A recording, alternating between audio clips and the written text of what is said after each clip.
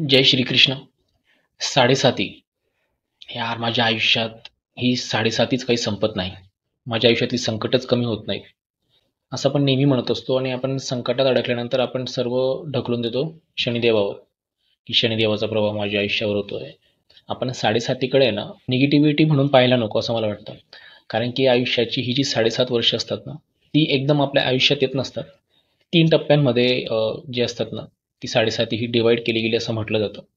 तर अडीच अडीच वर्ष आपल्याला हा फ्लो जो असतो तो पार करायचा असतो, हा टप्पा पार करायचा असतो. पण हे जे 7.5 वर्ष असताना जो या परिस्थितीचा सामना करत आयुष्य जगतो ना पुढे, तो आयुष्यातली कितीही मोठं संकट आलीत ना, त्यांना सामोरं जाण्यासाठी तेवढा सज्ज झालेला असतो, तेवढं मजबूत शनिदेवाने त्याला केलेलं असतं. थोडक्यात म्हणायचं झालं तर शनिदेव जे आहेत ना, ते एक टीचर आहेत, एक गुरु आहेत. जसं एखादा विद्यार्थी एखाद्या विषयामध्ये जर कमजोर असतो, तर त्या विषयात त्याला चांगले गुण कसे मिळतील, वेगवेगळ्या पद्धतीने त्याच्याकडून अभ्यास करून घेतो, त्याला सराव करायला सांगतो. तसंच आयुष्यात पण आहे. आयुष्यात पण जी काही वेगवेगळी संकट आहेत, त्यांना सामोरं जाण्यासाठी शनिदेवाला माहिती आहे, हा तेवढा कमजोर नाही आहे, हा मजबूत आहे. जोवर हा या संकटांना सामोरं जात नाही, यातून बाहेर पडते, तोपर्यंत मी याची साथ सोडणार नाही. यासाठी शनिदेव आपल्या आयुष्यात आलेले असतात. शनिदेवाचा जो काही प्रभाव असतो ना आपल्यावर, तो आपल्या आयुष्याच्या प्रगतीसाठीच असतो, आपल्या चांगल्यासाठीच असतो. त्यामुळे त्याच्याकडे एका नकारात्मक दृष्टीने पाहायला नको. अक्षत गुप्ता यांच्या चॅनलवरून ही माहिती घेतली, थोडक्यात तुम्हाला सांगण्याचा मी प्रयत्न करतोय. तर यावर काय करायला हवं आपण, तर त्याचं पण एक छोटंसं उदाहरण आहे. कसं मनवायला हवं शनिदेवाला, शनी महाराजांना.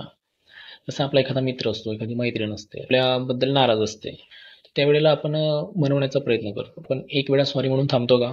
नाही थांबत. त्यानंतर पण ते वाद कमी होत नाहीत, की तिच्या आयुष्यातील किंवा त्याच्या आयुष्यातला एक असा दिवस निवडायचा, की त्या दिवशी मी जाऊन सरप्राईज देईल आणि भेटेल. सरप्राईज दिलं तर आणि तेव्हा तिथं जर सॉरी म्हटलं तर त्या सॉरीचा प्रभाव त्या दिवसाला जास्त पडतो आणि वाद हे मिटतात. तर लवकर समोरची व्यक्ती ही खुश होते. तर शनी अमावस्या हा एक असा दिवस आहे. तर या दिवसाला जर तुम्ही तुमची जे काही चुका असतील सगळ्यांची जर माफी मागितली त्या दिवशी जाऊन, एक खास ठिकाण आहे उज्जैनमधलं नवग्रह. तिथं जर तुम्ही गेलात, नक्कीच जा वेळ काढून. त्या ठिकाणी जाऊन तुम्ही पूजा अर्चना करा, बराच वेळ द्या. तर नक्कीच इतर दिवसांपेक्षा त्या दिवशी शनिदेवाची केलेली पूजा, त्याच्यासोबत मागितलेलं हे नक्कीच तो ऐकतो आणि तुमच्या आयुष्यात पुन्हा एकदा आनंदाचे दिवस यायला सुरुवात होते.